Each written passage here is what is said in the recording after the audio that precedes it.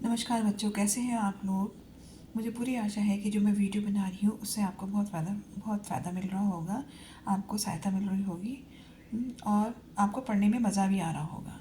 ठीक है, अगर आपको वीडियो में कोई भी बात अगर समझ में नहीं आ रही हो तो आप मुझे जो है पूछ सकते हैं, कमेंट बॉक्स में लिख कर पूछ सकते हैं।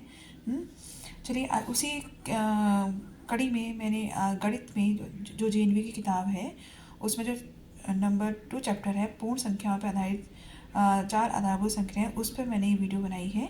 ठीक है, तो उसको ज़्यादा लंबी बात खींचते हुए मैं आपको समझाना शुरू करती हूँ। ठीक है, तो इसमें जो आपका हमने है पूर्ण संख्या।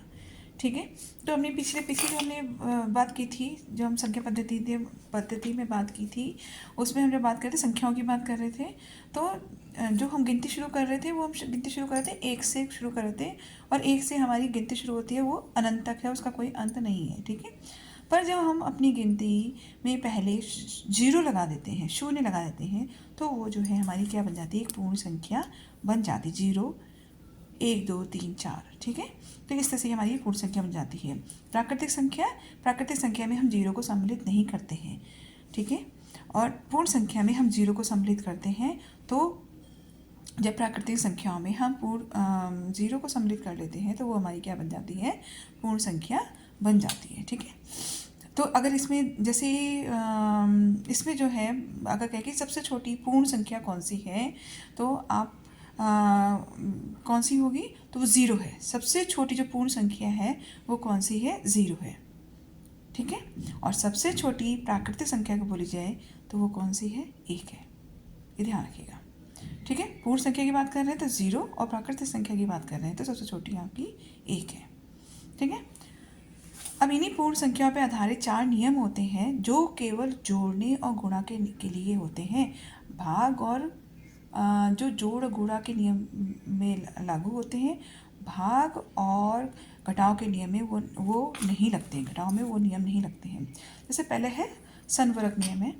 संवर्ग नियम, इसको इंग्लिश में क्लोजर लॉ भी बोलते हैं। ठीक है, जोड़ में से 3 + 4 7, यानी कि 3 प्लस, ये आपकी क्या है, आपकी संख्याएं हैं, पूर्ण संख्या है, और ये आपका क्या है, ये आपको ये भी जो संख्या मिलेगी आपको पूर्ण संख्या ही मिलेगी। ठीक है, तो जो दो पूर्ण संख्या को जोड़ने पे जो है आपको क्या मिलेगी, एक पूर्ण संख्या ही मिलेगी। इसी तरह से गुणा करने पे भी आपको पूर्ण संख्या ही मिलेगी। ठीक है, दूसरा है आपका क्रम विनिमय नियम। अभी इन जो ये चार नियम है ना, ये आप आगे कक्षा में ही पढ़ेंगे, क्योंकि चूँकि ये जो मैं वीडियो बना रही हूँ ये क्लास 5 के बच्चों के लिए बना रही हूँ, तो इसमें ज़्यादा अंदर मतलब ज़्यादा समझाने की, जितना आपके लेवल तक है वही मैं आपको समझा रही हूँ।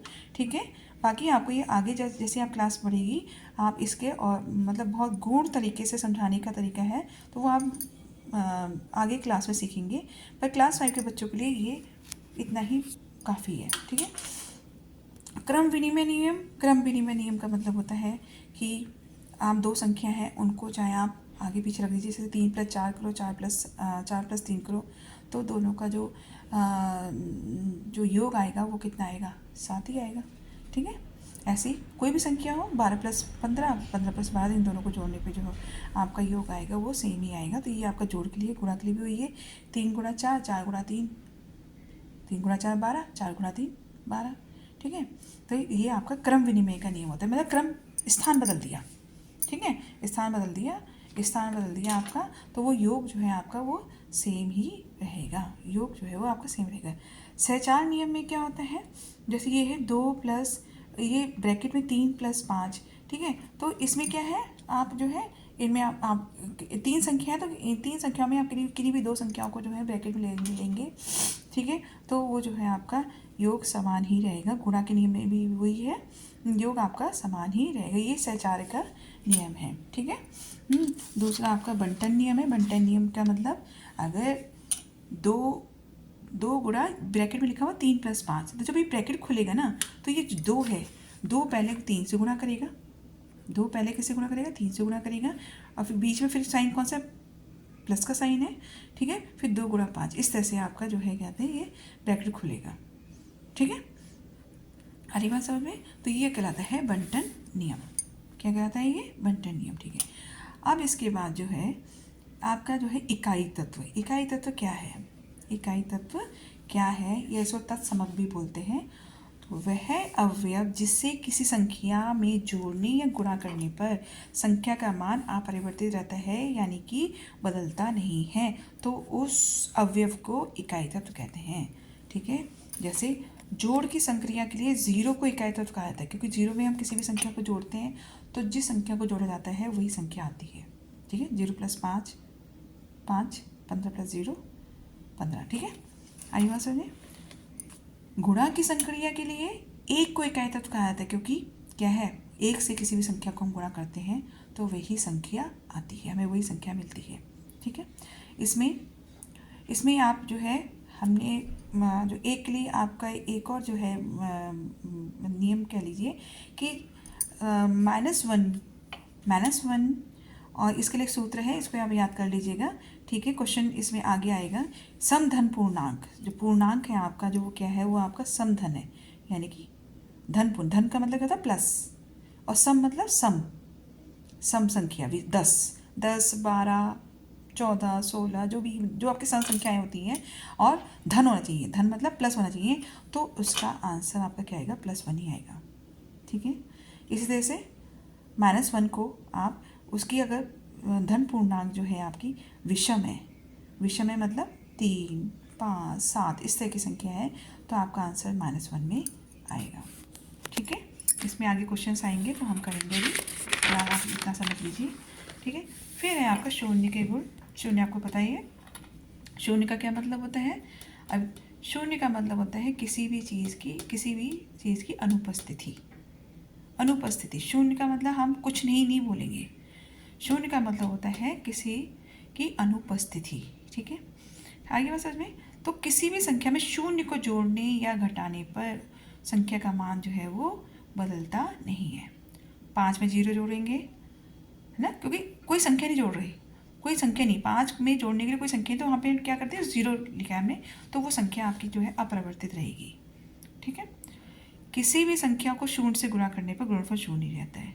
ठीक है, हम 13 × 0, ये जो भी संख्या आप ले लीजिए, कितनी भी बड़ी से बड़ी संख्या होगी, अगर वो 0 से गुणा हो रही होगी तो वो उसका गुणनफल क्या हो जाएगा, शून्य हो जाएगा। ठीक है, किसी संख्या से शून्य को भाग देने पर भागफल शून्य होता है, इसको ध्यान रखिएगा, इसमें बहुत कंफ्यूजन हो जाता है। किसी संख्या से शून्य को भाग देने पर भागफल शून्य हो जाता है। ठीक है, 5 से मतलब किसी संख्या से 0 को भाग दे रहे हैं तो हमारा आंसर 0 आएगा। ठीक है, इसके विपरीत किसी संख्या को 0 से भाग दे रहे हैं तो शून्य से किसी संख्या को भाग नहीं दिया जा सकता, ये ध्यान रखिएगा। शून्य से किसी संख्या से शून्य को भाग दे रहे हैं तो भागफल हमारा शून्य आएगा। ठीक है, क्योंकि देखो इसमें जो है हम इस तरह से करते, आगे हम अभी क्वेश्चंस करेंगे तो आपको समझ में आएगा कि इसको हम ऐसे भी ले सकते हैं, इसको हम ऐसे करेंगे ना, आगे हो जाएगा 0, तो 5 × 0, तो आपका आंसर क्या आ जाएगा, 0 हो जाएगा। ठीक है, तो किसी संख्या से शून्य को भाग देने पर भागफल शून्य होता है, यानी कि इसको वो संतुष्ट कर रहा है। ठीक है, पर अगर हम कह रहे हैं कि 0 से 5 को भाग नहीं दिया जा सकता, ठीक है, क्योंकि देखो 5/0 है ना, है, तो यहाँ पे क्या होगा, यहाँ पे क्या करेगा, ये यहाँ पे कौन सी संख्या, कोई है ही नहीं, ये इसको जो है कहते हैं, इस प्रक्रिया को जो है कहते हैं, वो जो आपकी है इसको वो पूरी नहीं कर पा रहे हैं, तो ये अर्थ ही नहीं है। ठीक है, तो 0 से किसी भी संख्या को जो है कहते हैं हम भाग नहीं दे सकते हैं। ठीक है, ये आपका अर्थहीन है। ठीक है, शून्य के अतिरिक्त किसी संख्या की घात 0 होने पर परिणाम 1 होता है। शून्य के अतिरिक्त है, शून्य मतलब जो संख्या है, शून्य के अलावा यहाँ से 1 से लेकर कुछ भी हो सकते हैं, शून्य होना चाहिए, तो उसका घात का 0 जो होगा, घात अगर उसकी 0 है तो उसका परिणाम क्या होगा, 1 होगा। ठीक है, पहले भी ये शायद मैं पहले ही बता चुकी हूँ। इसका एक सूत्र होता है n⁻⁴ = 1, जबकि n जो है आपकी वो आपकी 0 नहीं होना चाहिए। ठीक है, वो आपका 0 नहीं होना चाहिए, n आपका 0 के अलावा कुछ भी हो सकता है। ठीक है, तो दूसरी है, प्रत्येक संख्या में इकाई का अंक अवश्य होता है, और संख्या में जो दाईं ओर का जो अंक होता है वो इकाई है। ठीक है, ध्यान रखिएगा। ये छोटे छोटे क्वेश्चन ये इससे पूछे जाते हैं, ठीक है।